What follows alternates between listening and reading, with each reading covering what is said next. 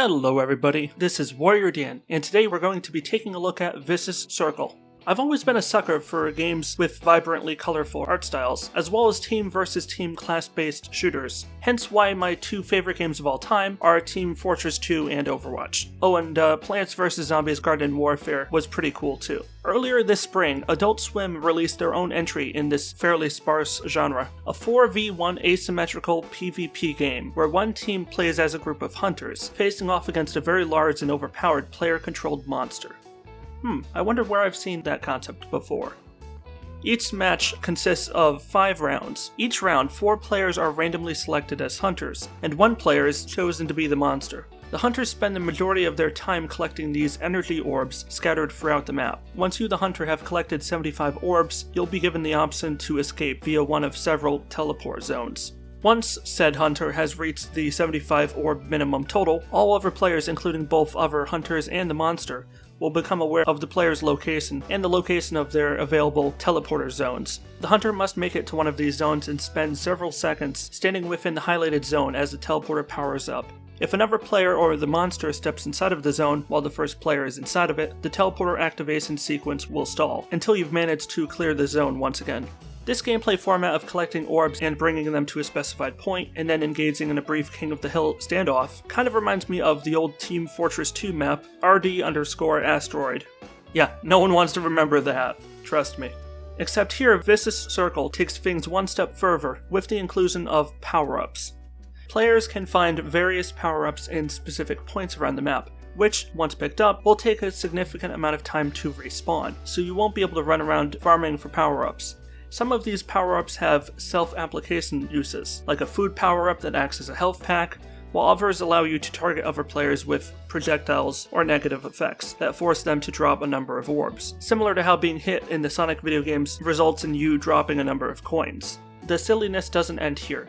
Should a player die to the monster, they then respawn as this little brain-gobbling alien gremlin, with the goal of killing or inhabiting one of the surviving players. These little buggers are kind of fun to play. There's something oddly satisfying about swinging around on Spider-Man-like webbing as you join the hunt for the remaining living players. It's kind of a clever take on the traditional deathmatch mode.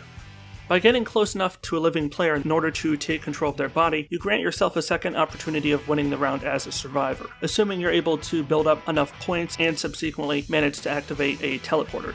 The art style and level design does remind me strongly of Plants vs. Zombies Garden Warfare, but also strongly infused with the exaggerated art style of 1950s sci-fi films and comic books. The in-game maps feature a lot of verticality and maneuverability, similar to what you'd find in older retro games like Quake. That said, there are a few areas that you can find yourself trapped in, with the monster lurking right outside the door. The biggest problem with this game right now is that it is DOA. It is completely dead on arrival. After a few weeks of initial success, the player base is now roughly less than a tenth of what it was. You can easily wait 20, 30, or even 40 minutes before you have a hope of even finding a game, assuming anyone even shows up in the first place. For the purposes of recording, I had to literally beg members of the Vicious Circle Discord community to join me so I could get some multiplayer footage going. That's how bad it was. I had to actually go to the Discord in order to get enough people to start a game, and it wasn't even a full game. Normally, in regards to multiplayer games that have low average player counts, this lack of player activity doesn't bother me at all that much as long as there's a workaround, such as having the option to create a private game and just fill the lobby with bots. Some players dislike the presence of bots, and I get it, and in most cases I can understand that. But I strongly believe that when you buy a game, you should always have the means to actually play it, whether you're alone or with friends. Whether that means the inclusion of a single-player campaign, an online practice range for you to play around in while you wait to be queued, or just a private lobby ops where you can add bots and or other humans to play with you. Now, I accept that if you choose to play against bots, their skill level may potentially be far lower than that of an actual human, but if the choice is either playing a unbalanced match against the AI, or waiting over half an hour in the hopes that you'll finally get enough players to get a game going, I'll pick the AI every single time.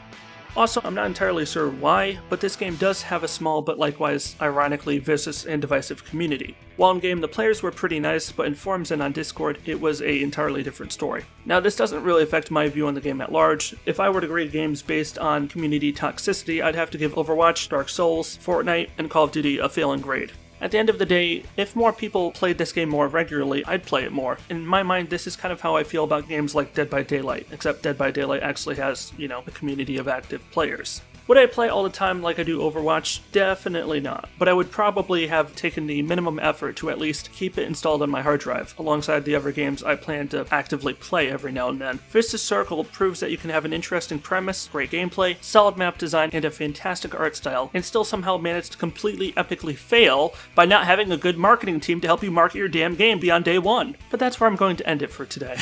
I can only exercise so much rage at this one game, and it's not even rage, it's simply disappointment. I'm not even scripting this right now, I'm giving you my actual impressions of the game. I'm not mad, I'm just disappointed, and that's the truth of it. This game had the potential to be so much more than what it was. If this game had launched as a free-to-play game, or had maybe gone for a slightly lower price point and actively had a marketing team that knew what they were doing, this could and should have been the new Dead by Daylight. But it wasn't. This is a very reluctant thumbs down. I just can't recommend it, or any multiplayer game that has almost no active players, and no alternate means of playing the game during slow periods of activity. But be sure to tell me what you think of Vicious Circle down in the comment section below, and if you want to suggest a game I should cover on the channel, you can do that too. I take suggestions anytime. And please do hit that like button, it does help this video and this channel survive. And if you want to see more videos like this one, hit subscribe now and click the bell to opt into getting notifications so you can be among the first to know when a new video goes live.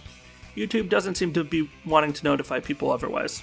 I just can't spend any more time with this game, otherwise I'm going to go stir crazy. This is WarriorDan signing out. Stay awesome everybody, and peace out.